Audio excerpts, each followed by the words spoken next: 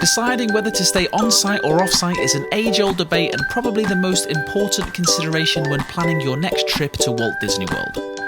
Whilst you cannot replicate being in the middle of the magic, it comes at a price, and this price unfortunately doesn't account for limitations resulting from the pandemic. Hi, I'm the Frugal Brit, and for this video I'm going to cover the reasons as to why you may or may not want to stay on site for your next trip to Walt Disney World, specifically during the COVID-19 pandemic. So fingers crossed that this video loses all relevance as soon as possible. Before we get into it, don't forget to subscribe and hit the bell so you don't miss out on all the latest news, reviews and other Orlando vacation content.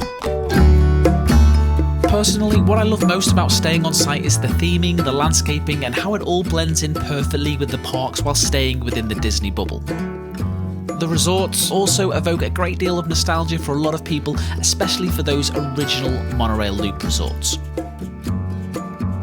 One advantage which generally doesn't get spoken of as much is that it's a lot more comfortable to stay late in the parks when you're staying on site, as you don't have the same stress in terms of transportation. Of course, if you're staying on site, you also have the ability to head back to your hotel room during the busiest time of the day, allowing you to get some rest before heading back out to the parks in the evening when the crowds have died down. A big advantage for those staying at either Disney's Caribbean Beach Resort, Pop Century, Art of Animation or the Riviera Resort is the Skyliner transportation, which was introduced in 2019. This connects you via aerial gondola to Epcot and Hollywood Studios and has been a fantastic addition to Walt Disney World's transportation, and even during the pandemic, the lines move fairly quickly. And of course, you have the world-famous monorail transportation for those staying within the Magic Kingdom monorail loop.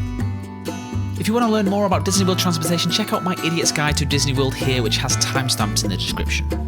A new advantage to staying at a Disney World resort is that you get better access to the Disney Park Pass reservation system with much better availability to annual pass holders, so this will allow you to make more than 3 reservations far in advance, but of course this is only relevant if you are an annual pass holder.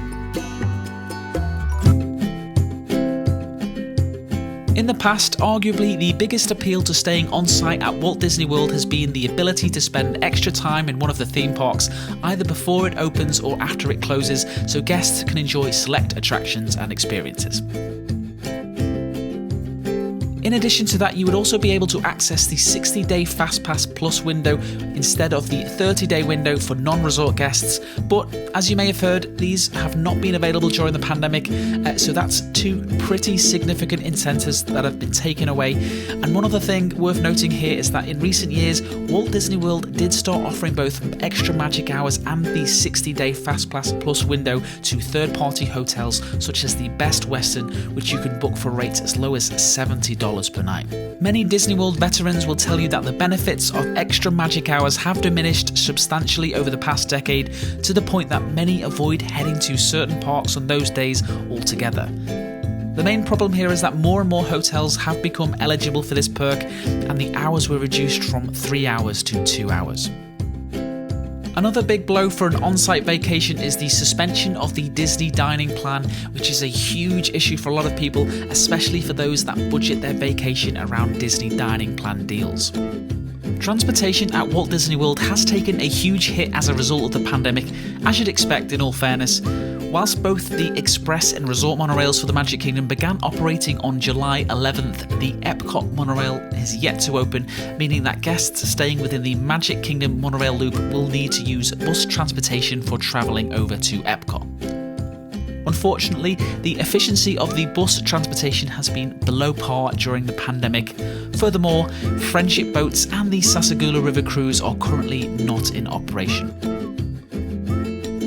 So it has to be said, the effect on Disney World's transportation does make an on-site vacation slightly less appealing during the pandemic, to the point where even if you have booked to stay at Disney World, it is recommended that you consider hiring a car to get around, or consider using Lyft and Uber for much more comfortable transportation. One thing I should mention about staying on site, which is a bit of a sore point for guests of the moderate and luxury resorts, is that the luxury of the resort does not really extend to your room.